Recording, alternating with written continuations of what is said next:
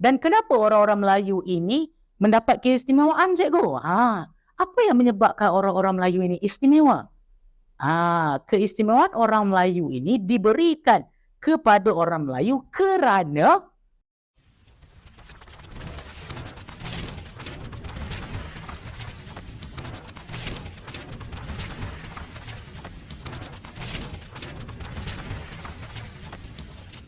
Assalamualaikum, mana bersama dengan saya lagi, Sir Histrozi. Let Histrozi teach you history. Jadi untuk video kali ini, kita berada pada bab yang kelima tingkatan 4. Tajuknya adalah Persekutuan Tanah Melayu 1948 ataupun kita kenali sebagai PTM 48. Jadi untuk video kali ini, kita akan fokuskan kepada subtopik 5.4 iaitu kesan penubuhan Persekutuan Tanah Melayu. Alright, dalam video yang sebelum ini, kita dah belajar tentang apakah ciri-ciri Persekutuan Tanah Melayu dan apakah faktor penubuhan Persekutuan Tanah Melayu dan apakah latar belakang penubuhan Persekutuan Tanah Melayu. Jadi ini adalah subtopik yang terakhir. Kita nak belajar bila kita dah buat Persekutuan Tanah Melayu, apa yang berlaku selepas itu? Iaitu apakah kesan selepas kita tubuhkan Persekutuan Tanah Melayu? Ada 4 kesan selepas kita tubuhkan Persekutuan Tanah Melayu. Yang pertama adalah kita nak belajar tentang bagaimanakah selepas penubuhan Persekutuan Tanah Melayu, PTM 48 itu telah mengembalikan kedudukan raja. Yang mana korang pernah belajar dalam bab yang keempat, kenapa orang-orang Melayu menentang Malayan Union? Reason utama sebab kuasa raja dihilangkan. Raja hanya berkuasa untuk apa? Untuk adat dan juga agama saja. Jadi salah satu reason kenapa orang-orang Melayu menerima Persekutuan Tanah Melayu sebab ianya telah mengembalikan kuasa raja. Dan kedudukan raja ini dikukuhkan dengan penubuhan Majlis Raja-Raja Melayu. Jadi Majlis Raja-Raja Melayu ini adalah satu pertubuhan yang mengumpulkan 9 orang Raja-Raja Melayu dan ianya adalah satu persidangan sulit atau satu persidangan yang khas untuk Raja-Raja Melayu sahaja. Alright? Dan kuasa raja atau kedudukan raja ni juga kita dapat lihat bagaimanakah kedudukan raja ni sangat kukuh ketika Persekutuan Tanah Melayu yang mana setiap perkara yang nak dibuat oleh British, oleh PJT. PJT ni apa, cikgu? PJT adalah Pesuruh Jaya Tinggi British. Anything yang Pesuruh Jaya Tinggi British nak buat, dia kena merujuk raja dahulu. Everything. Setiap undang-undang, setiap perkara, dia mesti merujuk raja dulu. Kalau tak rujuk raja, tak boleh. Jadi itu menunjukkan kuasa raja tu dalam Persekutuan Tanah Melayu. Dan itu kesan yang pertama. Kesan yang kedua pula adalah dari segi kedudukan istimewa orang-orang Melayu.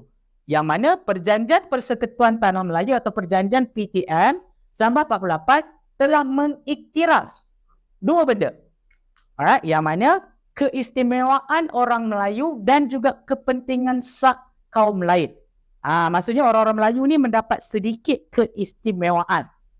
Tapi adakah itu bermaksud, cikgu, kalau orang Melayu mendapat keistimewaan, adakah itu bermaksud orang-orang lain, kaum-kaum lain ditindas dalam negara kita, cikgu? Adakah orang Cina itu ditindas, orang Cina itu dipulaukan, orang kata dipinggirkan dalam negara kita? Jawapannya adalah tidak. Alright, sebab apa? Sebab dia kata kat sini, kepentingan sah kaum lain itu dijaga. Maksudnya, walaupun orang Melayu mendapat keistimewaan, tetap juga kaum lain itu dijaga kepentingan dia. Dan kenapa orang-orang Melayu ini mendapat keistimewaan, cikgu? Apa yang menyebabkan orang-orang Melayu ini istimewa? Keistimewaan orang Melayu ini diberikan kepada orang Melayu kerana orang-orang Melayu dianggap sebagai penduduk asal. Sebab berbanding orang Cina dengan orang India, penduduk Melayu ni atau orang-orang Melayu ni adalah penduduk asal di tanah Melayu. Jadi mereka mendapat sedikit keistimewaan berbanding dengan kaum-kaum lain.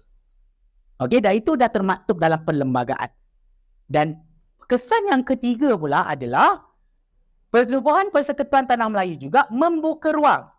Membuka ruang kepada orang bukan Melayu untuk jadi warga negara. Ini benda ataupun perkara yang memberi kesan baik kepada orang bukan Melayu. Yang mana orang bukan Melayu, salah satu benda yang mereka inginkan adalah untuk mendapat kewarganegaraan. Jadi Persekutuan Tanah Melayu memberi peluang kepada orang bukan Melayu untuk menjadi warga negara. Dan pada masa yang sama, orang Melayu dah memang sebagai penduduk asal diiktir sebagai penduduk asal atau mendapat keistimewaan. Sebab mereka tetap juga warga negara dan dianggap sebagai penduduk asal. Tetapi kaum-kaum lain boleh jadi warga negara tak? Boleh. Jadi itu adalah kesan yang ketiga. Orang bukan Melayu boleh mendapat kewarganegaraan, jadi warga negara dalam negara kita. Okey? Dan kesan yang keempat adalah penubuhan Persekutuan Tanah Melayu ini juga menunjukkan kerjasama antara kaum untuk mencapai sebuah pemerintahan yang diinginkan oleh setiap kaum. Alright? Yang mana PTM telah membuka ruang untuk perpaduan kaum. Langkah awal untuk kita mencapai perpaduan dan kerjasama antara kaum. Dan benda ni kita boleh lihat dari segi penubuhan satu jawatan kuasa yang kita panggil sebagai Jawatan Kuasa Hubungan Antara Kaum ataupun kita panggil CLC. Yang mana CLC ni kamu akan belajar lebih banyak dalam bab yang ketujuh. Kalau ada video berkaitan dengan CLC, kamu boleh check out dalam channel YouTube saya. Ada saya buat video tentang CLC ataupun Jawatan Kuasa Hubungan Antara Kaum. Apa tujuan dia? Adalah untuk mengukuhkan, mengeratkan lagi perpaduan antara pemimpin pelbagai kaum dalam negara kita. Okey? Dan yang terakhir, dalam kerjasama antara kaum juga, Persekutuan Tanah Melayu ini, kalau kamu tahu, merupakan langkah awal untuk kita mencapai kemerdekaan. Sebab kamu tahu kita mencapai kemerdekaan pada tahun 1957, betul tak? So, kita capai kemerdekaan pada tahun 1957. Alright? Kita buat PTM pada tahun 1948. Jadi, dalam masa 9 tahun, kita mencari pelbagai cara untuk mencapai kemerdekaan. Yang mana selepas kita tubuhkan Persekutuan Tanah Melayu, kamu akan belajar tentang CLC pada bab yang ke-7. Lepas CLC, kamu akan belajar pasal pilihan raya pada bab yang ke-8. Lepas tu kamu akan belajar pasal perlembagaan pada bab yang ke-9. Lepas tu yang terakhir, bab terakhir tingkatan 4, barulah kamu akan belajar tentang kemerdekaan. Sejarah negara kita dah disusun cantik mengikut kronologi. Yang mana kalau kita nak merdeka, kita nak kena buat ni, kita kena buat ni, kita kena buat ni, kita kena buat ni. So PTM adalah langkah first sebenarnya untuk rakyat kita, untuk negara kita bebas daripada penjajahan. Dan lepas tu ada halangan atau benda-benda yang kita kena buat.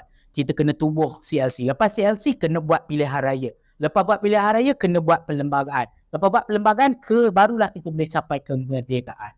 Kalau korang tahu apa itu pilihan raya, apa itu perlembagaan, apa itu CLC, boleh check out video saya di channel YouTube saya. Ada, tak silap saya buat video tentang perlembagaan, tentang pilihan raya, tentang CLC dan sebagainya. Boleh check out dekat situ, okey?